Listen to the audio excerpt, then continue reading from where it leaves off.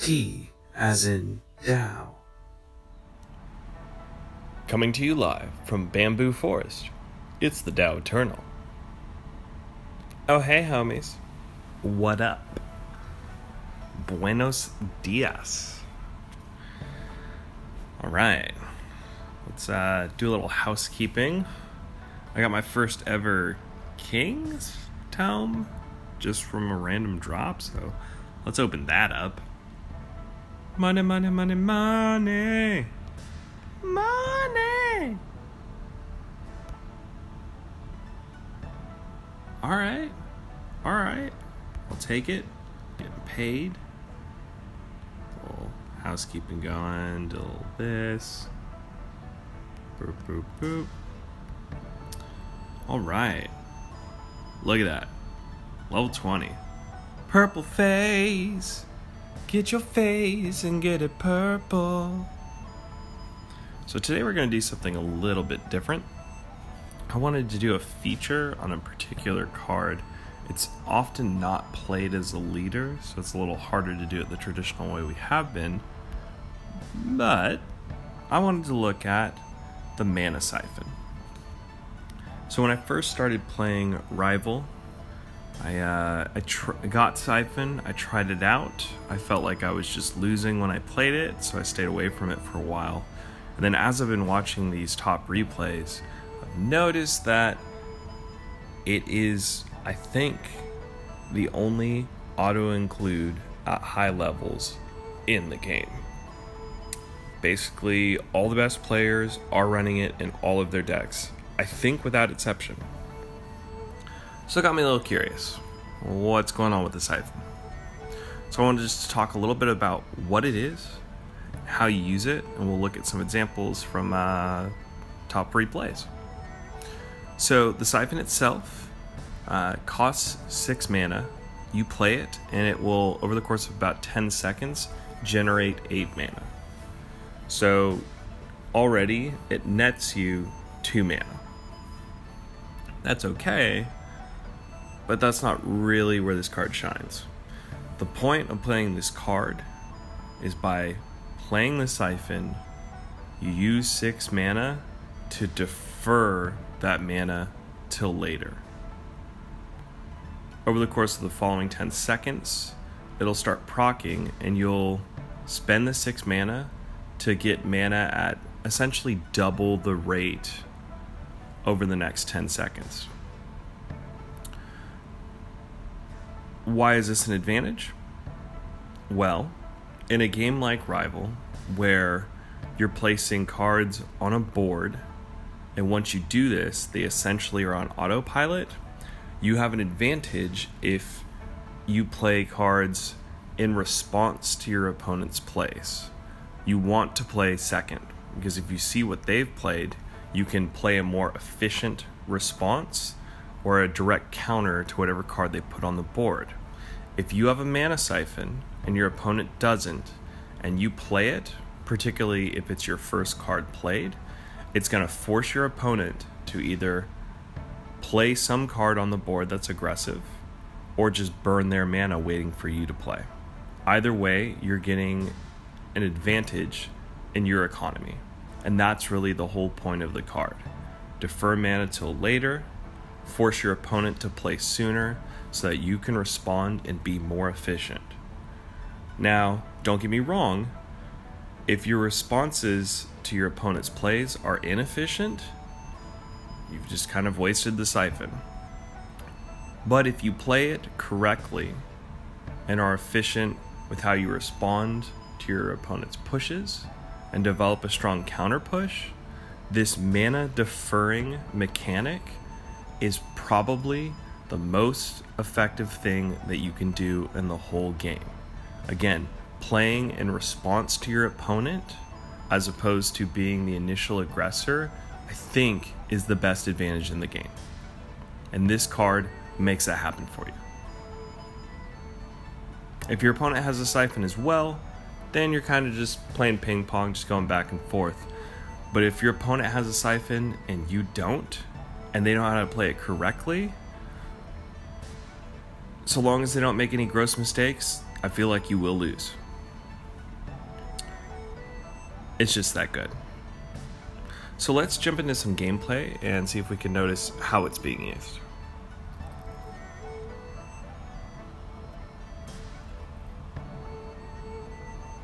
Wins. Little shout out to Orb, who I beat twice to hit level 20. Just saying. Alright. Oh, yeah, okay, why not? Alright, so you pretty much never see the Mana Syphon as a leader ability. The reason why is that its leader ability is pretty lackluster, but just to mention it, when you play it, any tower in range of the Syphon is going to get an attack speed bonus. I think there's 2 levels of that. I think fully upgraded it's about 30%, maybe 50%.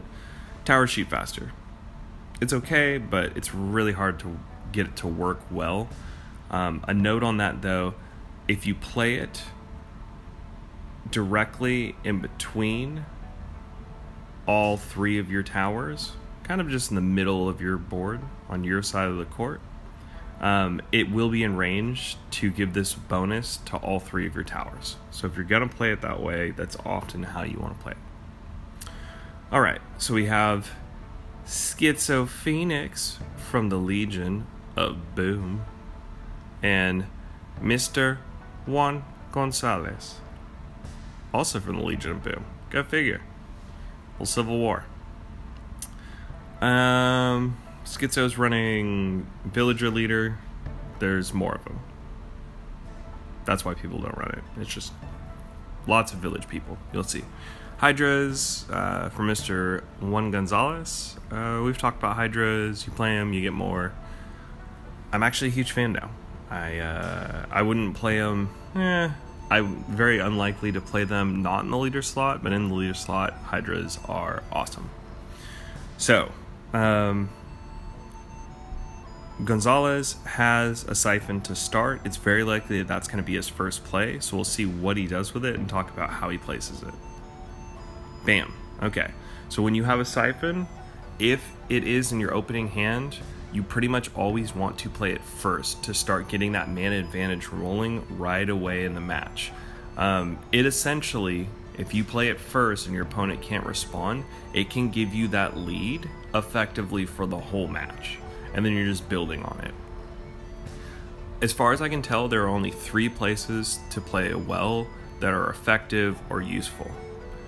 One is where Gonzalez has played the well right now. That's on or behind your main tower. Now you can play it where he did, where it's visible, or you can put it a little bit up and tuck it behind the tower. And if you play it exactly properly, it's almost entirely invisible. In the heat of battle, when you play it like this, your opponent might not see that you've done it. For your first play, they're probably going to assume that you have when they notice that you haven't put a card on the board.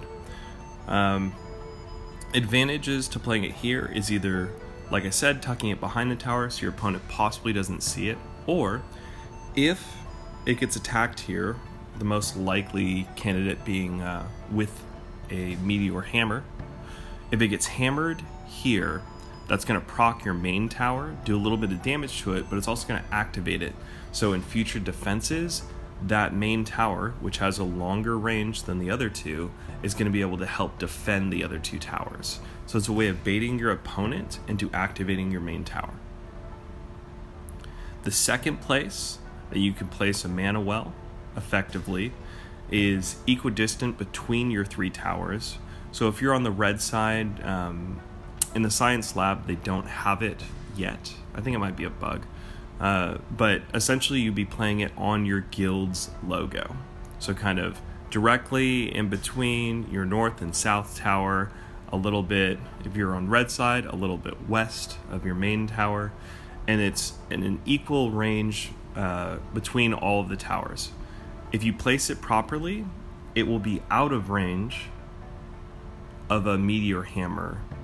At least a hammer that could hit your Syphon and another tower. And that's part of what you want. You do not want your opponent to be able to hammer a tower and a Syphon in the same play. Over the course of a match, which could go well beyond the 3-minute mark, that damage is really going to add up. So part of how you plan your Syphon, unless you are specifically baiting your opponent to activate your main tower, is you need to play it somewhere where they can't hammer it and also get damage on something else. The third place, and probably my favorite place to play the Mana Syphon, is if you are on red side, you play it along the far east wall, away from your main towers and away from your auxiliary towers. You can tuck it behind up against that wall, and if it's really clean up against it, it'll be out of that hammer range that I was talking about before. It's safe from enemy advances, it's well behind your towers, you've got tons of stuff in the way. The only way they're going to get it is with a spell. And again, it has that advantage, it's not going to activate another tower. So we'll kind of notice during this match where it gets played, but I think it's very likely that every time you see a well, it will be in one of those 3 spots. Alright, we got Stonecutter on the bottom, he's coming out. Wells proccing from Mr. Juan Gonzalez. Got a little gremlin, but he's frozen down there. Now look at all those villagers. That's villager leader, right there. Tons of villagers, all dead to a gremlin. I don't get it. Gremlin does draw that aggro, not the villagers. Marauder comes down. He's got some zealots behind him. He gets faced, so he's going to swing. Wait a minute. Whoa, lots of villagers there. Look at these villagers. Now they're doing what they need to, flanking in that gremlin. Zealots are coming around. They're shooting everyone. Another gremlin comes out, and he's going to mop up everything real quick. Another Syphon comes down. Again, if you're going to play that Syphon there, you might as well hide it behind the main tower or put it a little bit lower so it's out of tower range. But again, not everyone necessarily agrees with me on how to play it or has considered it in this way just yet. And leave a comment. Is there a better place to play it? Am I kind of hallucinating this? Alright, and the push goes down to a hammer. Kind of a mana waste there, but I guess he didn't really have too many plays. Alright, we got a Grail Knight. He's taking a stroll. It's a lovely morning. More villagers there. Zealots up top. What do you do with them? Leave them. Hydra's coming in. Spitting a little bit. Another Syphon comes out. And look, I hadn't even noticed it just while I was yakking away. Schizo Phoenix, he's got a well behind his main tower, and you cannot see it at all. If it weren't for the life bar, you wouldn't know it was there. That's pretty clever. Alright, we got your prince. He just gets faced, so he's walking back to the castle. Villagers come in and take him out pretty quick. Got your gremlin right there on the bottom as well, and a Bombi's going to mop everything up. Kind of a really even back and forth in this match. Double well all the way, baby. Stonecutter comes in, he's met by a Grail Knight, does a little quarter more damage on that bottom right tower. We got more villagers, another Grail Knight, just having a well off here, it's kind of great. Alright, Hammer takes out pretty much everything, except that Grail Knight, he had a shield. More villagers come down. And again, with all the Syphon play, if one of them stops playing Syphons, they will get behind the other one. You're seeing that both of them are playing it aggressively, and they're staying at a relatively even pace. Alright, bottom right tower does go down though, thanks to that Stonecutter. Zealots are walking in, they're not going to do much. The face is going to go in, probably snag on that tower. Mine! Now, Schizo's main tower is activated because of that. We got Hydras rolling in on top. Bottom tower is vulnerable, 260 health left. Hydra's spitting, Marauder comes down and puts an end to that. Some villagers up top, some gremlins, some zealots. Everyone's just duking it out. Bombi says, hey. Prince Iscariot is slicing. He's dicing. Doesn't look good for Schizo at this rate. Or excuse me, it does look good for him. Wow.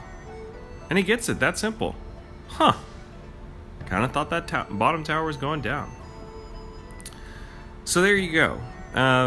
Now, over the course of that match, both Schizo and Gonzalez had decided that that was the optimum place to play it well, and they just kept playing it where they did. You do see it some other places, but essentially you want it out of the way, either out of visibility or away from a tower. I think I've seen some matches where meteor hammers over and over again on towers, hitting wells and towers, really decide the fate of the game. So maybe there's some other advantage to putting it just always behind your main tower that I'm not seeing.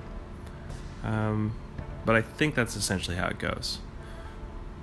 Really, really powerful card. Again, I think they've done, Section's done an amazing job of balancing cards in this game. I only see maybe one or two that are almost unplayable currently. Guess which ones they are, guys? Huh? Of all the cards in the game, there are some that are near auto-includes, and I think the Syphon is the only true auto-include right now. Again, I see it in all top-level decks. If you go through and watch some top replays, 19 times out of 20, it's gonna be in that player's deck. So, yeah, if you're not using it, try it out. Let me know how it works for you. So that's gonna be it for now. Like the video if you liked the video. Subscribe, because there will be more. And leave a comment, because I want to hear your voice. Say hello.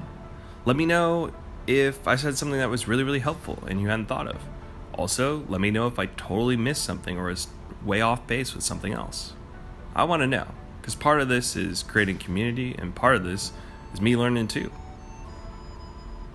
Alright, well, that'll do it for now. We'll be back soon. Bye-bye.